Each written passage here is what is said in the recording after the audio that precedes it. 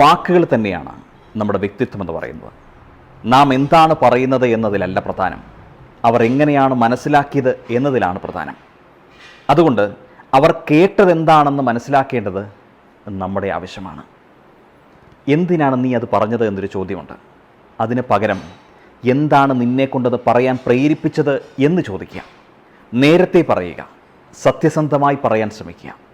ഈ പോസിറ്റീവും നെഗറ്റീവും സാൻഡ്വിച്ച് രൂപത്തിൽ പറയുന്നതിന് പകരം സത്യത്തെ മറച്ചു വയ്ക്കാതെ സത്യസന്ധമായി സംസാരിക്കാം.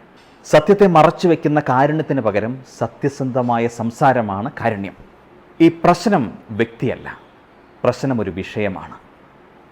പ്രതിപക്ഷത്തിലേതെന്നതുപോലെയല്ല, ഒരു കൂട്ടുകാരനെന്ന നിലയിലാണ് നമ്മളതിനെ സമീപിക്കേണ്ടത്. ഇതെങ്ങനെ പരിഹരിക്കാമെന്ന രീതിയിലായിരിക്കണം. ശാന്തമായി സംസാരിക്കുക. സംഭാഷണത്തിന് ലക്ഷ്യം മനസ്സിലാക്കി വേണം നമ്മൾ സംസാരിക്കാൻ. ഞാൻ എങ്ങനെ കാണപ്പെടണമെന്നാണ് ഞാൻ ആഗ്രഹിക്കുന്നത്, അതനുസരിച്ചായിരിക്കണം ഞാൻ സംസാരിക്കേണ്ടത്.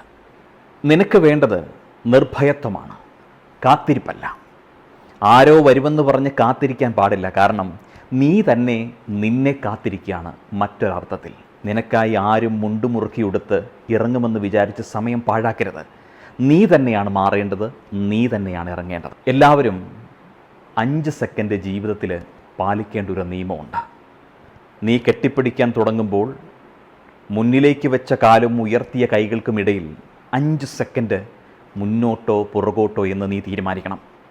നീ ചെയ്യുന്നതെല്ലാം അവബോധത്തോടെ ചെയ്യുക. അല്ലെങ്കിൽ അതെല്ലാം വെറും വാക്കായി പോകും.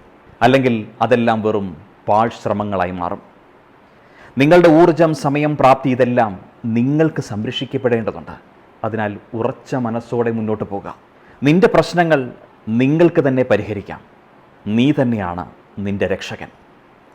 നീ തോൽക്കാതിരിക്കാൻ ജനിച്ചിട്ടില്ല കേട്ടോ, നീ ഉയരാൻ ജനിച്ചവനാണ്. ഭയത്തെ തോൽപ്പിക്കാൻ ഒരു ചെറിയ ചുവട് വെച്ചാൽ മതി. നീ ചെയ്യേണ്ടത് ചെയ്യുക. അത് പൂർണ്ണമായി നിന്റെ കഴിവിനുള്ളിലുള്ളതാണ്. പിന്തിരിയാതെ മുന്നോട്ട് പോവുക. ജീവിതം മാറ്റം കാണണമെന്ന് നീ ആഗ്രഹിക്കുന്നുണ്ടെങ്കിൽ ഇപ്പോഴത്തെ ഈ മിനിറ്റിൽ തന്നെ തുടങ്ങണം. കാത്തിരുന്നാൽ ഒന്നും സംഭവിക്കില്ല. ഭയം വെറുതെ തോന്നുന്നൊരു വികാരമാണ്. അതിനെ ജാഗ്രതയായിട്ട് മാത്രം കാണുക. നിന്റെ ജീവിതം നിനക്ക് മാത്രമുള്ളതാണ്. അതിനാൽ നീ തന്നെ അതിൻ്റെ ക്യാപ്റ്റനാണ്. ഒരു ചെറിയ തീരുമാനമാണ് നിന്നെ മാറ്റിയേക്കാവുന്നത്. ആ തീരുമാനം ഇന്ന് തന്നെ എടുക്കൂ. ഇപ്പോൾ നിങ്ങൾ ചിന്തിക്കുന്നില്ലേ ആ തീരുമാനം എന്താണ് എന്ന്? താങ്കൾ ആഗ്രഹിക്കുന്ന ജീവിതം ഉണ്ടാകാൻ കഴിയുന്ന ഒരേ ഒരാൾ നീ തന്നെയാണ്. സഹായം വരുമെന്ന പ്രതീക്ഷയിൽ കാത്തിരുന്ന് നീ സമയം കളയരുത്.